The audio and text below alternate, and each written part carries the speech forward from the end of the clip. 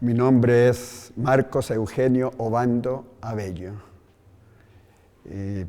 Soy corrector de estilo y trabajo en el Instituto para la Atención y Prevención de las Adicciones en la Ciudad de México. Y además soy director de un conjunto de proyección folclórica Tiempos del Sur, que está integrado por chilenos residentes en México y mexicanos que tienen relación con Chile. Cuando fue el golpe militar en Chile, yo recién había cumplido la mayoría de edad, 18 años, y la persecución era para todo el mundo, jóvenes, no tan jóvenes, niños, gente adulta, hombres, mujeres. Y tuve que salir de Chile, viví casi 2 años en Argentina, y en Argentina se estaba dando un tema más o menos parecido. O sea, estuve hasta el año 75 y en noviembre del 75 viajé a la Ciudad de México. En marzo del 76 fue el golpe en Argentina. O sea, me hubiera tocado vivir un segundo golpe. Llegué aquí a la Ciudad de México, vivía mi hermano mayor y él hizo algunas gestiones y tuvimos la suerte de que me dieron una visa humanitaria. Luego, a través del ACNUR, me dieron la categoría de refugiado político y pensábamos quedarnos aquí en México hasta que en Chile volviera la democracia. De hecho, así era la ley era clara, la ley migratoria. Decía que cuando se acabaran los motivos del asilo había que regresar. Pero también la ley hablaba de si teníamos familia mexicana y todo, podíamos apelar. Yo ya tenía familia mexicana, pero además después de 14 años ya había hecho raíces en México. Y mira, cuando volvió la democracia, viajé a Chile con mi hijo mayor, ya tenía mi hijo 12 años, y el reencuentro con las raíces es muy duro, es muy fuerte. O sea, ya estaban mis padres, mis hermanos y sobrinos que no conocía. Y tuve un problema de salud. Tuve un problema con la presión arterial. Me subió la presión y fue muy complicado. La cosa es que fui a dar con una psicóloga que atendía a los retornados. Ella era retornada de Alemania. Entonces, cuando estábamos en la sesión con ella, me preguntó que de dónde venía. Yo le dije, de México.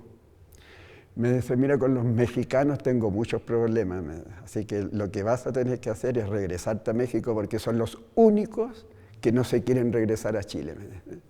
Algo les dieron allá y no están preparados todavía. Me dice, vive en México, sigue viviendo y después a lo mejor más adelante podrás retornar a vivir a Chile. De hecho, he ido muchas veces, pero cada vez ha sido menos las ganas de ir a vivir allá. Aunque tengo mucha familia y todo eso, pero en México tengo una familia grande y mi familia es aquí. Las raíces que uno echa aquí es precisamente por la solidaridad que uno recibió de este país, del pueblo. Fíjate que hace poco estuve en un curso sobre inclusión y entre los ejercicios que se hicieron preguntaban a la gente que cuántas veces uno había tenido, o sea, motivos así que lo habían rechazado, que lo habían tratado mal por ser extranjero. Y de todos los extranjeros que estábamos ahí, yo fui el único que dije que yo jamás había tenido ningún problema de xenofobia. Al contrario, yo siempre he recibido mucho cariño y mucha solidaridad. Aquí me han dado todo lo que una persona puede aspirar, yo la he tenido en México. Y mis grandes amigos son mexicanos. Y yo tengo un gran cariño y una gran admiración por el pueblo y por la cultura mexicana que hablábamos hace un rato. Nosotros en el Instituto para la Atención y Prevención de las Adicciones trabajamos especialmente en la prevención. Ahí es donde más le hemos hincado el diente. Vamos a dar, entre otras actividades, pláticas a las escuelas primarias, secundarias, preparatorias, la universidad, para que los muchachos entiendan y conozcan el peligro de las adicciones. Hasta hace algunos años México era un país de trasiego de drogas. En la actualidad es un gran consumidor y cada vez están consumiendo desde más niños. Nos hemos encontrado con niñas de 12 años que beben alcohol, fuman marihuana y algunas han confesado incluso de otras drogas ya más duras. Entonces, nuestra labor es que entiendan, que conozcan el peligro, cómo hay que cambiar los estilos de vida. Y es un tema grave porque en la actualidad, donde trabaja papá y mamá, muchas veces los niños quedan solos. Pues cuando les preguntamos, bueno, ¿y dónde han bebido? En la casa. El alcohol que mi papá tiene para sus fines de semana, nosotros lo agarramos y tomamos.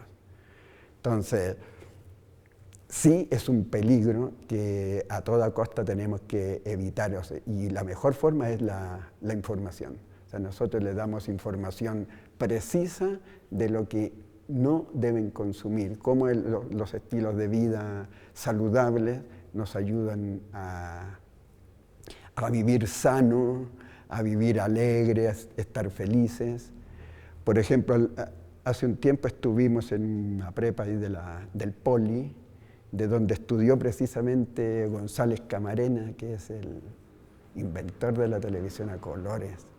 Entonces nosotros les hacíamos hincapié en que ese señor, científico mexicano, andaba preocupado por estudiar y por aportarle a la sociedad, no por hacerse daño, no andaba consumiendo ninguna sustancia psicoactiva.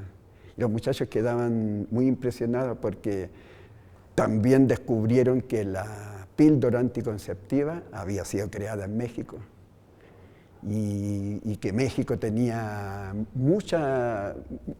y ha aportado muchas cosas al mundo, pero eso lo aportaron mexicanos sanos que no andaban consumiendo. Entonces, nuestra labor es precisamente eso, la prevención. Y cuando ya no hemos alcanzado a llegar en la prevención, entonces el tema de la atención. También no hay que criminalizar a los consumidores, porque esa está considerada, la adicción está considerada una enfermedad. Y esa, como enfermedad como tal, hay que tratarla. Y hay muchas instituciones desde la Secretaría de Salud donde se atiende el tema de las adicciones. Y sabemos que, por ejemplo, el tema de la adicción de alcohol, hay grupos de autoayuda. Es decir, hay muchos lugares donde pueden acudir a pedir ayuda, los jóvenes y los no tan jóvenes. Y este es un tema que no tiene que ver ni con sexo, ni con edad, ni con posición social. La posición social, la diferencia que les da es el tipo de droga que consumen, pero en todas partes se consume y eso es lo que hay que evitar.